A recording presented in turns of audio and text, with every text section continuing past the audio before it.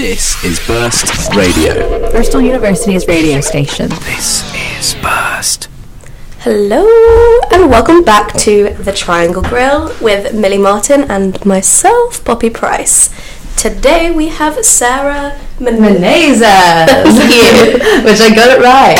And she is a third year physiology student.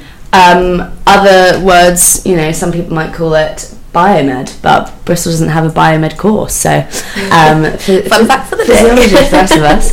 And I'm super excited to have Sarah on today because she's a good friend of mine, and also she's going to be talking to us a little bit about her culture and her background, where her parents are from India, and I've just come back from a trip there in summer, so I'm really excited to nerd out on India with her. Welcome! Hello! So excited to be here. So exciting. So how are you? How has your third year been so far? I'm really good. Third year is definitely a step up. Yeah. Definitely. All about trying to keep on top of work at the moment. Mhm. Don't know how well that's going, but I'm sure fine. Yeah, I'm really enjoying it, and excited to start my dissertation soon. That'll be Really? interesting. But otherwise, having a really fun year. Loving my house at the moment, and getting really into uni, and gonna really miss this being my last Christmas term. Yeah, weird, isn't it? Yeah, Being a really. third year, Yeah. final year. Oh, so we need to get to know you, Sarah. So let's start with just chatting about where you've come from. Where do you live? Where did you grow up? Yeah. So I was actually born in Scotland. Okay. So my I think you're parents- going to have to speak in with Poppy's mic because Is this not working? No, I don't think so. So Come, just join turn around. the microphone. So yeah, sorry. Carry on. Where do you come from? And tell us a little bit about yourself. So I was born in Scotland, actually. In Scotland. In Scotland. My parents came from India about 25 years ago and moved to Scotland, and that's where I grew up for the first about 3 years of my life. How come they chose to move to Scotland? So my dad's a surgeon, and he studied at I think it was Glasgow University or somewhere there, to further his studies in surgery, straight from India, and then he slowly worked his way down here and to England, and then we lived in Kent for a little bit, and then we moved to Surrey, where we live now. Nice. Yeah. How come your dad chose to move from India to Scotland for surgery? Because my sister has a good friend who's a medic, and she lives in Jordan, and she's come over to the UK to study and become a junior doctor with the intention of going back to her home country, and then once she's all qualified, becoming a doctor there. So it's interesting to hear that he wanted to sort of move away from India. Because you have to work in England or in the NHS for a number of years after you train here. Yeah. So that's interesting. So did he train? So he trained in Scotland. So he trained initially in India. Yeah. Finished his okay. I'd say when you become a registrar, Yeah. that kind of stuff, and then he came all the way back here to become a consultant, and further he had to redo a lot of exams coming back to Scotland. And I think he did have the intention of going back to India, but I think once he made a life here, I think he realised this is where he wanted to develop, and with the NHS, which is great, the whole they back you 100% being a doctor, as a consultant here, you have nothing to worry about in terms of say any legal problems or any if you're injured or anything. The NHS will have your back with pension and all of this, and it's such a lovely place to work as a doctor. Yeah. Where you're a bit out on your own in India, I think. Okay. And a lot of it's privatised, isn't it? A lot of it's privatised, and sometimes, not everyone, but there is a bit of in India where doctors might take you for a bit of a spin because you know, you might be charged for maybe procedures or tests that you don't really have to run. So it's more money making, is it? It can be like, not everyone, of course. Yeah. Obviously, you need to have like good relations with, say, GPs, and it can get a bit murky. Yeah, a bit murky, and I think this is why he loves this country. Obviously, it's not like that everywhere, but but it can be. And you don't really want to fall into that trap. No, I think with any privatised healthcare system, it can be a bit like that. Yeah. But well, we're very glad that he came over to the UK, because it means that you come and now we get to be friends. So do you remember any of your life in Scotland, or were you too young at that stage? In Scotland, no, absolutely nothing. I mean, I've been there I was there only for 3 years. My sister, who's older than me, was there for 5. And she came out with a really thick Scottish accent. Did she? And obviously, because my parents had quite a thick Indian one, it was a mixture of the two, and no one could understand a word she said. That's so So funny. does she still have a Scottish accent now? No, she's lost it. Not at all. No one would guess. I bet she sounded so sweet. So cute. Scottish Indian. Yeah, it was really funny. But I don't remember. We took a holiday there I think 2 years ago, where we drove up with my family and we visited all the places that we used to live and the little areas. And could not remember a thing. But that's so really funny. nice. That's really nice to sort of put that in context, though. Yeah. For you, and just know like where you started. Yeah. What was do you know your first memory? My first memory, or one of the first? one of the first memories, I remember we used to move house a lot, coming from Scotland down to where I live now. Must have moved 3, 4, 5 times in between, and we used to move every other year kind of thing.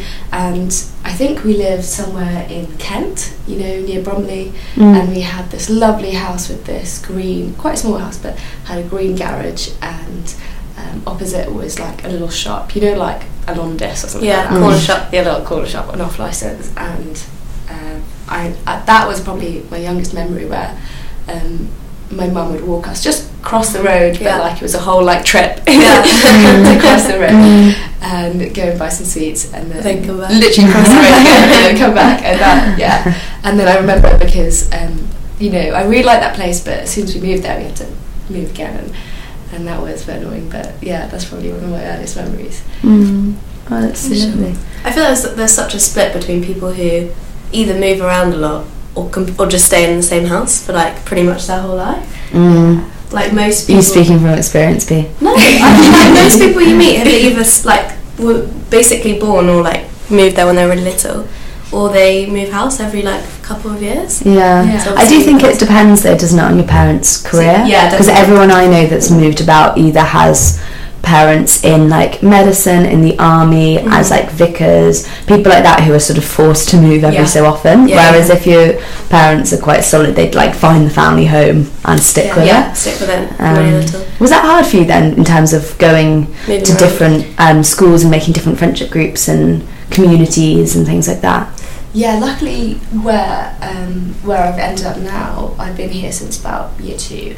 But before that, I think moving friends, having a best friend at year 1 and then having to leave, that was sad. That was really hard. I remember crying a lot in year 2 when I came back.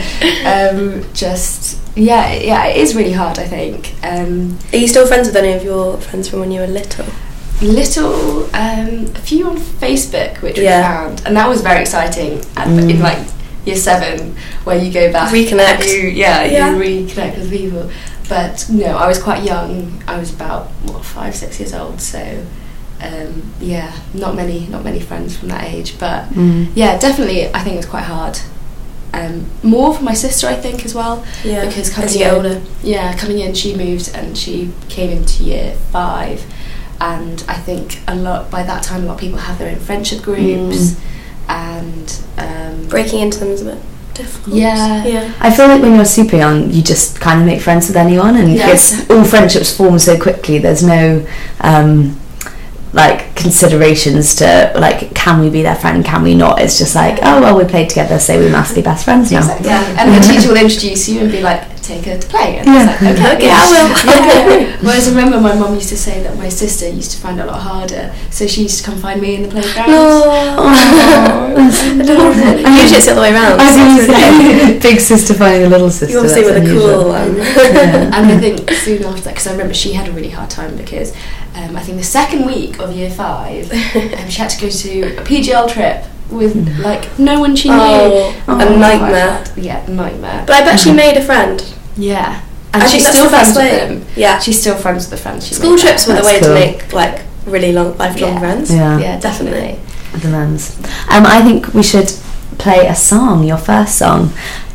So what do you want to play for us? So my first song is one that me and my sister always used to listen to when we were children, and to be honest still listen to today. It's, I think, Send Me On My Way. Yes, this is one of my favourites, so looking forward to this. So that was Send Me On My Way by Rusted Roots, probably one of my favourite songs. You know what it reminds me of? Have you watched Matilda? Yes. The film? You know when she's making the pancakes? Pancakes, yeah. So whenever I make pancakes, that song. And always also has it's the to bit come at the end when she's with Miss Honey and they're making everything dance around So the room cute. in the roller skates, and I was like, I just Such want a to good do that. film. Oh, Yeah. thanks, It's now an Ice Age as well, so that's Yeah. really Oh, It is. both of those, yeah, love it. Oh, so good. So cute. Yeah, I actually love that song so much, so thank you for that. So let's continue chatting about your like school experiences and stuff. So you were once you moved in year 2, you've been settled in Surrey. Yes. Yeah. So where was school for you, and then like what was it? Yeah, so school for me was an all-girls Catholic school. Poor you. Notre Dame. Yeah. Oh. Okay, I lived really near there. Really? Yeah. That's so funny. I have friends who went there. Yeah, probably. Small world. Yeah, and it was at the time it was year 2, and I loved it because it was our own little bubble. And yeah, we had such a fun time. It's very like pastoral school, so like they definitely take care of you a lot. But then there's always like a lot of masses in there, lots of prayers, which I didn't realise was different until I moved schools. But yeah. Were your parents religious, or did they not really realise that when they sent you to the school? No, my parents are Catholic, Okay. but it wasn't the reason I was sent there. The reason I was sent there was just it was But a really good school, yeah. and Yeah. loads of people had recommended it to them. Yeah. And it was lovely. I had such a great time there. But yeah, I think because we were Catholic, it was just oh great, that's an added bonus. Yeah. That's a really interesting mix, having Indian Catholic parents, because from my understanding of like the Indian religion, there's not many like Christians and Catholics. No, so actually my family's from a place called Goa, and I think the history of it Stab in the dark. is that the Portuguese came there and kind of took over their little bit, converted the Hindus to Catholics, and made everyone change their surnames. So that's why my surname is Portuguese as well. I was gonna say it's I see. interesting. Menezes. So when people meet you, do they think you're Hispanic? Or Yeah, do they, I've had all different. what do kinds. people assume They're normally? like, oh, Spanish, Mexican. Oh, Yeah. Someone called me Chinese the other day. Wow. If you've ever met Sarah, you'll know she does not Not look look Chinese to set that. She's an idiot. So, yeah, just someone who knocked on the door, but yeah, I've had all of them because I don't look as say Indian as the rest of my family, but actually my granddad and my aunt and uncle, they have green eyes. So, Oh, beautiful. And very Beautiful. pale skin. So yeah, that's Is that quite typical of the Goan region, or? I think so. Yeah. I think they're a bit fairer, and I don't know if it's anything to Is do it? with Portuguese. So where is it in influence. India? So it's on the west of India and slightly south. The rest of my family live in Mumbai. Okay, which is just north Yeah. of it, Yeah, isn't just it? north Yeah. of it, yeah. So have you been there? Have you been back a lot? Yeah, I used to go every single year, definitely to see, sometimes twice a year. That's nice. When I was 15, 16, I used to go by myself. Yeah. Just fly there. That's so nice. Because all of my family are there. And when I say all of my family, Do you have a big family? Yeah, Yeah. big family. Like Indian families are all They really big, really aren't they? are. Well, Huge. it's not that they're huge, it's that you don't lose contact with anyone. Yeah. You know, you Also, I feel like all of the celebrations just bring everybody together. It's so inclusive. Indian it's weddings. Like, I'd go visit India with my mum, and we spent literally the whole 3 weeks just visiting different relatives. Oh, this is your aunt's aunt, this is your, this is my cousin's daughter's husband's family. Oh, yeah. But we're really, really close, and they come over all the time. Stuff like that. And, a lot of my family, I realised, just aren't related to me, and we just call them aunt and uncle. And Yeah, you don't really know how, but no, they're so there. like you say big family, it's probably no bigger than anyone else's, but you don't lose contact. That's so with anyone. nice. And I think that's so lovely. And I think that's what my parents really missed when they came here.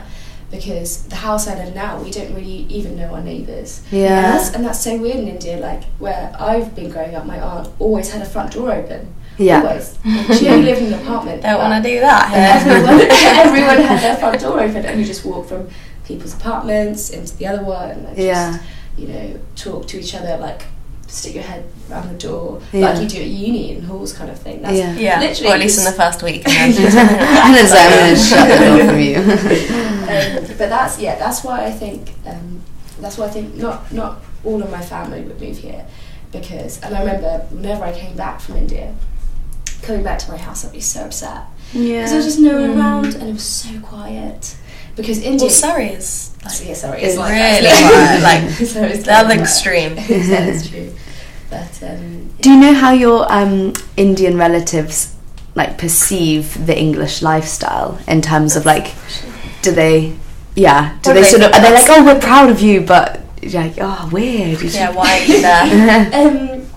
one thing they're not too proud of is the fact that I can only speak one language, and that is English. Because in India you learn like 3 different languages at like minimum. Like my parents speak Konkani, that's from Goa, Hindi and Marathi, Maharashtra, that kind of area.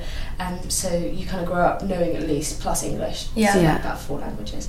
And they look at me and they're like, just the one. Did you try and did they try and grow you up bilingual or multilingual? They didn't when I was younger, and that's a bit annoying. But they did try and send me to Hindi lessons when I was year 5. It is a joke because I couldn't even speak it, and they were trying to teach me how to write. And every Friday evening after school, my mum would be the worst time to go as well. Go, and then I just sit, and then I have to learn poems. And learn the alphabet again, and I was just fake being ill, and I just never wanted to go. And then That's so hard though, It is. because that is the time to learn when you're like that age. And it's something I still want to do because it's so easy because my parents can speak it. I should just, do it. I'm always so jealous of people who are multilingual or bilingual. My cousin at the moment, she's married to a Dutchman, and they have 2 children, and she's like the little one. He's like 3 years old, and he's like half English, half Dutch, and he's so sweet, and like it's just so cool that he's going to be able to speak English fluently and it's so and Dutch easy fluently. from when it's not like you have to go and learn it. It's you just that, learn to understand both. Yeah. It's so good. I think it slows development in the first few years. Yeah, But I've then, heard this too. Yeah. So because he's 3 and he should be able to speak, but he kind of like Can do both. he can understand everything, but he wouldn't be able to like chat to you. Yeah. But give him another few years and he's going to be far ahead of the rest of us. Yeah, exactly. Then he'll be smarter. Yeah. So that's such a shame that you can't speak it. Can your sister speak more than you? My sister can understand more than me. That's annoying. So I can understand like conversational stuff. So if my parents are speaking, my family, but like in movies where there's loads of like themes that you brought in, that are just completely I would have never heard before. Yeah. I can't understand. So your parents can't really talk about you without you understanding. No, exactly. That's good. Exactly. Yeah, That is important. And they used to start behind our back, just switch language, and we're like, we know what you're saying. It's so annoying today. My parents used to spell out things in the car. That was their thing, because obviously we knew everything they were saying, so then they would suddenly say the words. And you're like, we're all there in the back like, B. Let me write this down. Bear with, Mum. I'm almost there. Oh dear. I think we should do another song because time is getting on. Which one would you like next? Okay, so another childhood one, and this is one of my dad's favourite bands. It is ABBA, and also because I've been listening to it all summer. Have Have you? The new movie. Of I haven't course. watched it. I Of really want course. I to. won't spoil it, but this is Mamma Mia. Mamma Mia, an absolute banger to get us going on this Start the Wednesday Wednesday morning.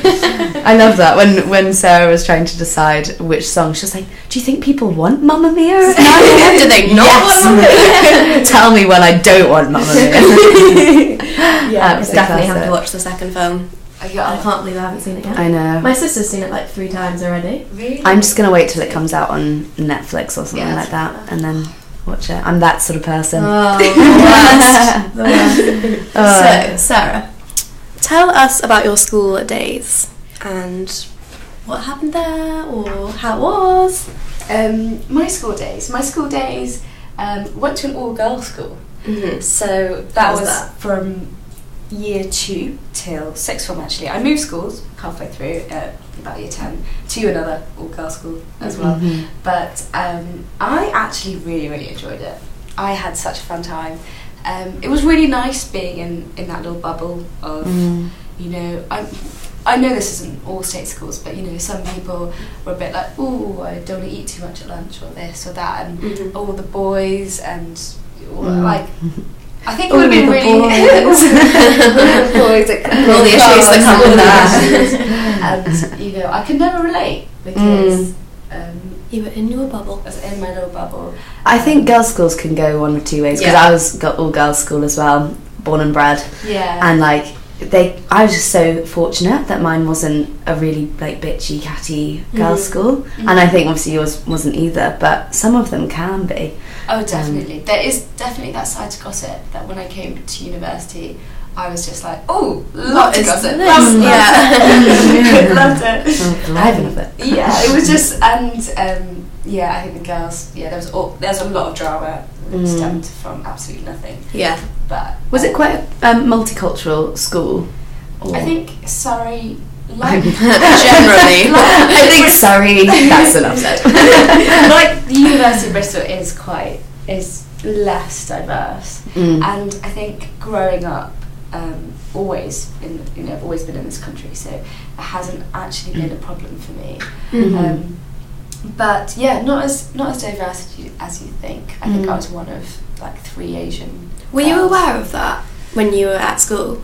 I think less so, because it was actually quite easy, to be honest. Like, I just felt like I was one of the other English kids in a way. There'd be the odd kind of like, oh, I pronounce something funny because my parents used Because your parents would. Yeah. my parents would, Yeah. and that kind of stuff. But I think, to be honest, where I grew up, it was more kind of, ooh, that's really cool. Yeah. Like, tell me more about, you know, what your family do, and like my trips to India and all that kind of stuff. Like, it was just more exciting. There was never, I don't think, a really Animosity, bad side. yeah. Not at all. That's really It was good. really, really lovely. Refreshing to You're very, very fortunate. Very fortunate. Coming to university, I thought, you know, I should really make an effort to join something, because my sister actually went to King's, and there's such a big Asian base there. And she used to love it. She used to, you know, dress up fully and go to, you know, all the like parties and all the occasions. Yeah. Sort of like societies within uni, or Yeah, okay. definitely. Yeah. Loads of societies, and you know, all the dances and Yeah. all Oh, the that's so festivals, nice. and that's all the celebrations. Because you have Deepavali, is that how you say it? So Diwali. Diwali, that's it. There's Diwali it's just gone actually. It was early November, and that's Festival of Light. Mm. And you know, they'd have like fireworks and stuff like that. And there's amazing. like Holi, which is in like around Easter time, so that's about in March. Yeah. So, and that you know, Festival of Colour. Yeah. You know, when you throw Oh, colour so paint. have you ever gone to India for that? I did. I used to. I've never been for Diwali, which I'm really annoyed about, but I used to as a kid. Yeah. Yeah. In my Easter holidays, go there. That's and so cool. I was telling you about my aunt, where she lives in that building where everyone would just come out, and we'd all meet downstairs, and we'd be prepping for it before. We'd be buying water guns. we'd be making water Traditional. balloons the day before. We'd have like a whole bucket of water balloons. We'd buy all the paints, and then on the day we'd just come out and just throw it Super everywhere. nice. So is it throw the water to get the person wet and then chuck the like paint powder on them? As in, So it I sticks, haven't been there like for a while, but I just remember throwing it just all of it. Throwing at anyone, everyone. Just painting their face and all that kind of stuff. Oh, that's so fun, because India is such a vibrant country. I was really struck by that in all of my sort of holiday photos. There, you can just see from all of the saris and stuff, like just so much colour, and it's really, really refreshing. You just don't get that in the UK. I mean, I'm today wearing a black top and dark blue trousers. Poppy is wearing all black. Sarah's wearing pink, isn't it? We are like a black, kind of more of a black. I think it's the weather. I think honestly it reflects the weather, because in the summer we all wear colour. That's true. That's very and true. And India is generally really hot, so there we go. You solved it. Yeah. That's it. Well done. Case closed. I would love to be in India for those like colourful and light festivals. Do you still celebrate them with your parents? Yeah, so I know that we're Catholic, so it's not. Oh, of course, yeah. But it is, I think, more like a cultural thing rather than like a religious thing for us. Yeah. So we go to like our own friends' houses here. Because I don't have a lot of family here. Mm-hmm. We have loads of family friends here. Yeah. Because I think nice. Indians, they love that community. Yeah. So everyone's family. Yeah, definitely. So it just happened that a lot of my parents' friends, if they were down here, they'd be like, let's meet up and let me introduce you to my own friends. And now we've got like groups of like 30 people, like, which is like 6 families or so that would meet up or go on holiday together or celebrate these kind of festivals together, which is so nice. So lovely. So good. So I feel like I have my own family here, and that's who I'd go celebrate all these things with. And that's really fun, I think, that you can still celebrate that side, as you said, of your culture. I guess almost a bit like how for quite a lot of Jewish people it's as much about the sort of culture and the family and the like social side of the holidays and the practices as it is about the actual like religion and faith itself. So really cool that you still have that. So do you celebrate Christmas? Yes. Okay. Yes, I celebrate. Are you Christmas. a big Christmas fan? Of course, because you're Catholic. Big Christmas fan. In India, it's different. You don't have like presents. I always force them to put a Christmas tree up. But we don't really give presents. I think the main celebration in India for Christmas is just going to mass. The night before, that midnight mass. Yeah. And oh wow, the way they dress up is crazy. They wear their most expensive saris, like big jewellery, loads of makeup. Like, we always prep to go out. We'd always spend ages getting ready for it. Oh, that's so nice. Which is not. I mean, that's obviously the Catholic culture there, but that's not something that's quite big not here done at here. all. No. A few people would go. I think midnight mass is quite a big thing, but not from a I don't think from like a meaningful place necessarily. In that I certainly know around me a lot of people are like, let's go to the pub, and then after the pub we go to midnight mass and roll on Christmas kind of thing. So it's like that kind of Christmas Christian vibe. Whereas I guess that's more like a ritual and actually a big deal. Yeah, and it would be huge. And I remember going mass there. You couldn't even fit all the people in the church. Really? Yeah, they had to get the screens outside in the little you had to get there early then. You do. Not midnight. It was I don't know if it's courts or like a field, and they put massive screens up and projectors up, and then people would be standing, and you literally have hundreds and hundreds of people come for that. That's incredible. It's such an important bit for India, Catholics in India, I think. And then I'm guessing because of your parents being Catholic, you would still celebrate things like Easter from a... So you've got everything. You Yeah. get every celebration. Amazing. That's the way to do it, I think. Yeah, definitely. Because I think all the other Indian things like Diwali, Holi, I see it more as a cultural. And then that's more like and then I've got religious, Christmas and stuff as religious. Exactly. So was there ever any tension between those two aspects in your life or in your parents' life? I definitely think there is. I think growing up here, in a Western culture, trying to keep my Indian values, I think can be very difficult, and has been difficult for my sister, for friends. I think it depends on your parents and obviously their view in life. And my parents are actually quite open-minded as far as they can be, because they do try their best. We hosted after prom in year 11, and that's something I never thought I had ever agreed to, because there are people drinking, there are people smoking, there are people doing all sorts in my garden, and weirdly okay with it, but it's more like the boys, and I think that sex, all that kind of thing. Yeah. That's where they want Draw the line. Yeah, and that's where. And I think the slightly frustrating thing about it is that India has progressed as well during this time, but because they moved here 20 years ago, they haven't seen that progression in their own culture. Yeah. And I think coming here and they see, oh, it's so different, and they're not used to that, I think it's a lot harder for them to accept. But if they were in India right now and they realised actually that's just the way we're all progressing, it would be not as bad. But I think overall they are quite liberal. But I'd say boys, not so much. Not so much. Okay. Let's get a song to sum up your teen years and that teen sort of years. teen experience. I think. Okay. Well, I think it has to be one of that indie phase that we all go through. I think in about year 10, 11, Reading Festival. And that'd be Catfish and the Bottle Men. Going for Kathleen.